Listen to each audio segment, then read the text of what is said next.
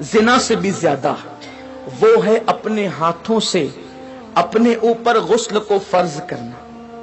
مجھے اس سے آسان اور اس سے باحیا الفاظ اس گناہ کے حوالے کی تشریح کے لیے نہیں مل پا رہے ہیں کہ لوگ اپنے ہاتھوں سے نوجوان حمام کے اندر بیٹھ کر، بیت الخلاء میں بیٹھ کر، تنہائی میں بیٹھ کر اپنے ہاتھوں سے اپنی عصمت سے کھیلتے ہیں اور وہ اپنے ہاتھوں سے اپنے اوپر غسل کو فرض کرتے ہیں.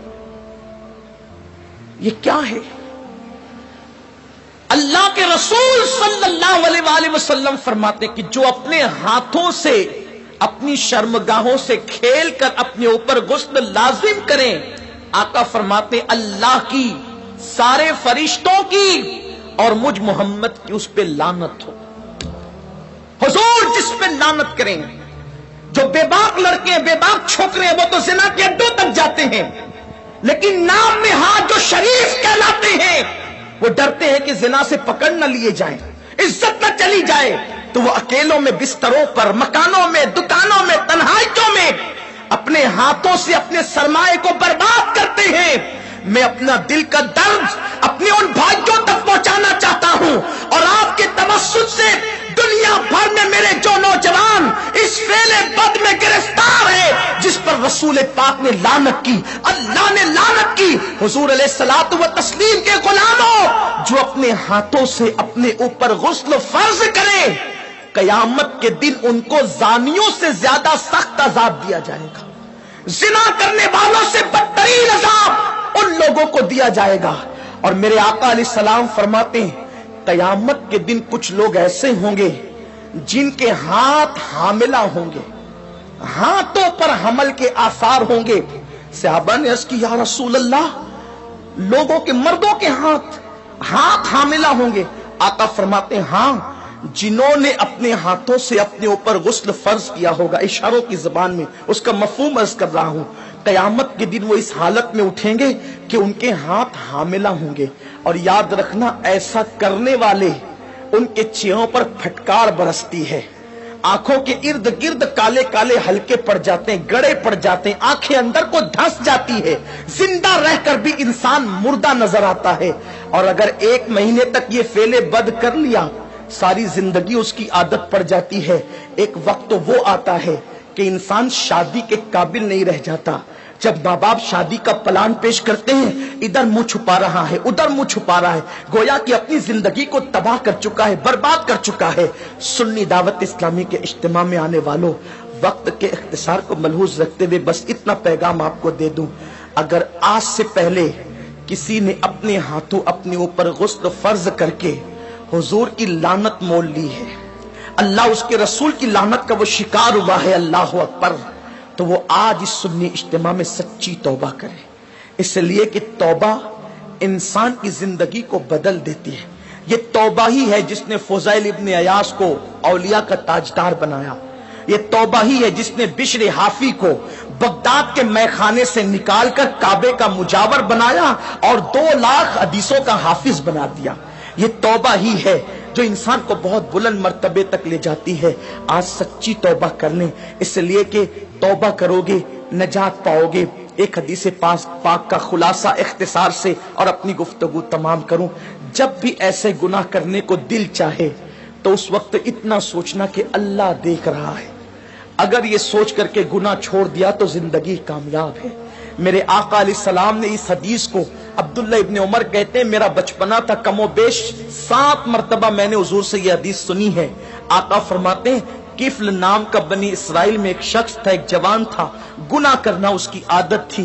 ایک مرتبہ ایک لڑکی کو پیسوں کی ضرورت تھی، محلے میں کسی نے نہیں دیا، سینکڑوں کی ضرورت تھی، اس نے ہزاروں دے دیے.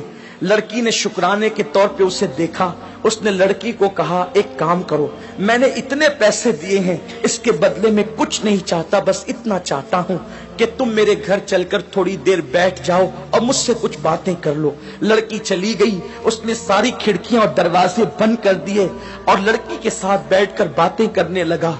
جب کھسک کر کے آگے گیا تو لڑکی کے بدن پر کپ کپی طاری ہو گئی، وہ اٹھ کر کھڑی ہو گئی. اس نے پوچھا اے لڑکی تیری مدد کسی نے تو نہیں کی، پھر آخر اس کھڑکی دروازوں کے بند ہونے کے بعد تو کس سے ڈرتی ہے؟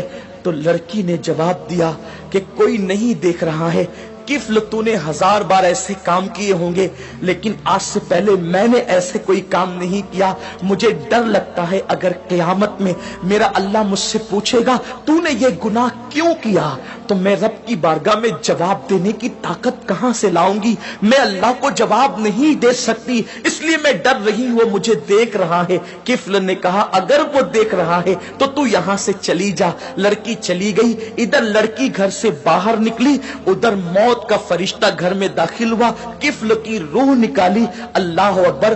یعنی اگر کفل گناہ سے نہ بچتا تو کس حالت میں اس کو موت آتی، ذرا سوچیں۔ بستروں پہ لیٹ کر اپنے اعضاء سے کھیلنے والوں کو میں پوچھنا چاہتا ہوں، گندی تصویریں دیکھ کر اپنے اوپر غسل فرض کرنے والوں کو پوچھنا چاہتا ہوں، زنا کے مناظر دیکھ کر اپنے جذبات پہ بے قابو کرنے والے میری قوم کے جوانوں سے، میرے بھائیوں سے پوچھنا چاہتا ہوں، میں اپنے قوم کے مستقبل کو کتنا تاریک دیکھوں۔ جو قوم کبھی مصلی پر رات گزارتی تھی، پاک آنکھوں کو رو رو کر کے پاک کرتی تھی، آج اس قوم کے جوان بستروں پہ ناپاک ہو رہے، اپنے ہاتھوں سے ناپاکی کو خرید رہے۔ اللہ اکبر! سوچو اگر اسی حالت میں موت کا فرشتہ آ گیا اور موت آ گئی تو اللہ کو کیا جواب دو گے؟ کیا منہ دکھاؤ گے رب کی بارگاہ کے اندر؟ اللہ اکبر! کفل جیسی وہ لڑکی گھر سے باہر نکلی، موت کا فرشتہ آیا، کفل کی روح نکالی اور کفل مر گیا۔ جنگل کی آگ کی طرح یہ بات پھیل گئی پورے محلے میں، کفل مر گیا مر گیا مر گیا۔ کچھ عابدان اور زاہدان نے خشک نے باتیں کی، اتنا پاپی تھا، پتہ نہیں اس کا منہ کیسا ہو گیا ہوگا۔ ایسے میں کسی نے کہا کچھ بھی تھا لیکن کلمہ پڑھنے والا تھا، اس کی میت میں جانا تو پڑے گا۔ جب لوگ اس کی میت میں گئے تو اس کے گھر پر قدرتی قلم سے لکھا ہوا تھا کہ کفل اللہ سے ڈر کر ایک گناہ سے بچ گیا، اللہ نے اس کی ساری زندگی کے گناہوں کی مغفرت فرما۔ آؤ ہم بھی سچے دل سے توبہ کر لیں، رب کو منا لیں۔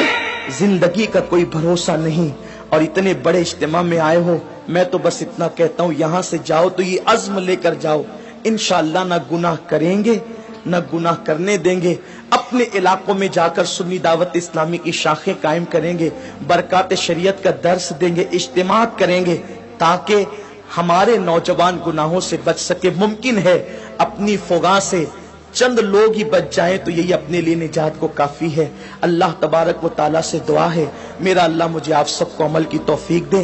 باتیں تو بہت ہے لیکن وقت مختصر ہے۔ یہ قصہ لطیف ابھی ناتمام تھا، جو کچھ یہ قصہ لطیف ابھی ناتمام ہے، جو کچھ بیان ہوا وہ آغاز باب تھا۔ گفتگو کے درمیان کوئی غلطی اللہ معاف فرمائے۔ وما علینا الا البلاغ۔